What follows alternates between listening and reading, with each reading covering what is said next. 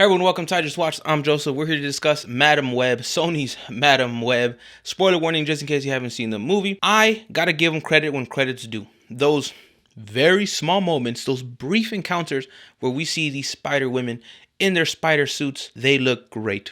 They truly do. Everything else is god awful though. It's a hard watch. It's a long movie. It is a sloppy, chopped up mess. And it felt like they said, fuck it, and let's throw this together and make some money. But clearly, I don't know where they're going to make money from this at all. I've seen people discuss the fact they got to use the Spider-Man IP to keep it. And in my head, I don't remember ever reading anything that said it had to be live action because Spider-Verse would cover the use of IP, especially because you have multiple Spider people in that, multiple versions of Peter Parker and alternate versions of Spider-Man. You have everything checked and checked. So why would making Morbius, which was terrible, but not the worst thing ever, I'd rather watch that than this. Craven's coming out. Not excited for that. What else? Venom. The first Venom was okay. Venom 2 is god awful. I expect Venom 3 to be terrible. So I don't understand the point of making this, and then on top of it, making it so poorly. Like, Sony wants to create a Spider-Verse, which is funny. I think if you want to compete with the MCU and you only had access to one character and their rogues and their alliances and allies and such, Spider-Man's the character, because Spider-Man across the universe, there's so many different versions and so many different versions of the rogues.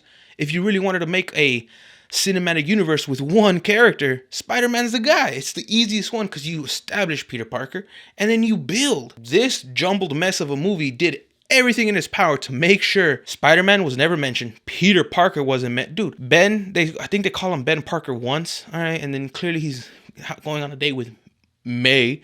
His sister's pregnant with, I wonder who. They did everything in their power to not say, the name of this child is Peter. Everything in their power to be like, oh, I don't know, this is Antonio. And his last name's not Parker, it's Jones.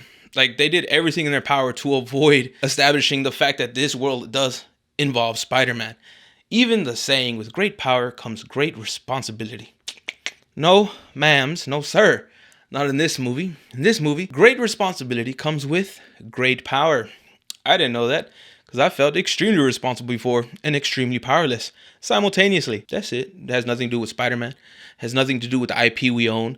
It is something that exists, and I don't understand it. I don't understand how they made it such a hot, steaming pile of shit. It's funny almost in that essence. And I think Madam Web doesn't deserve her own movie. Obviously, but big but. She's a character you could use to establish so much because her job truly is to keep the Spider-Verse flowing. What you see Miguel doing in Spider-Verse, poorly, I should add, that's her job. That's literally her job. If there was ever a point this movie should have had her as Madam Web, adjusting the spider timelines, making sure Peter comes to fruition here. The one that doesn't have Peter has Miles or has Miguel, or that this would have been the one to start establishing and connecting the dots. The Venom movie, the Spider-Verse, like really connecting them. This would have been that movie.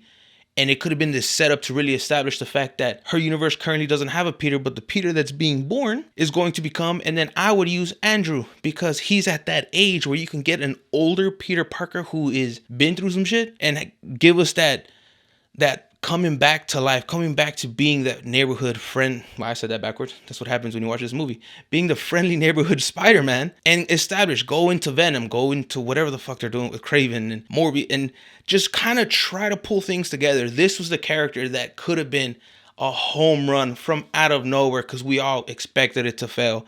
Instead, they did some lazy, choppy work and we're like, here it is. And saying the IP as a defense makes no sense to me. Again, Spider-Verse exists. If it has to be live action, Tom Holland should technically count because they're still attached to the production and creation of those movies.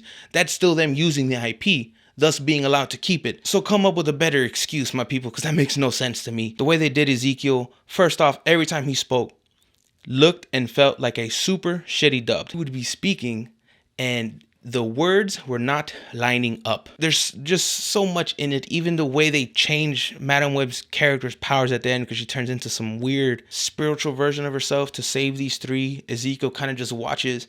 And when she's done saving them, he's like, now I'll punch her. And then he gets crushed by a giant pea from a Pepsi sign. And then she gets blinded by sparks in the water, and then she's in a wheelchair. And I was confused because I never saw her get hurt. Her character's supposed to be like that. But in this movie, did her getting sparks in the eye also mess up her spine? I'm confused. Let me know how you're feeling about it. I really thought this movie could have been something for them to try. I knew it wasn't, just from the trailer and the Hot Mess Express that Sony's been fucking captaining or piloting down the railway. But if there was ever a missed opportunity to really knock something out of the park, it would have been this. Again, I want to hear your thoughts, comments, questions, concerns. Do you agree? Do you disagree? What do you think about it? How are your expectations for things to come? Was it Craven and Venom 3? I know people are excited, but Venom 2 was god-awful, but that's another story. I just want to hear how you're feeling about Madam Web. I love chatting with y'all, but until next time, stay safe, be well, y con mucho amor. Adios.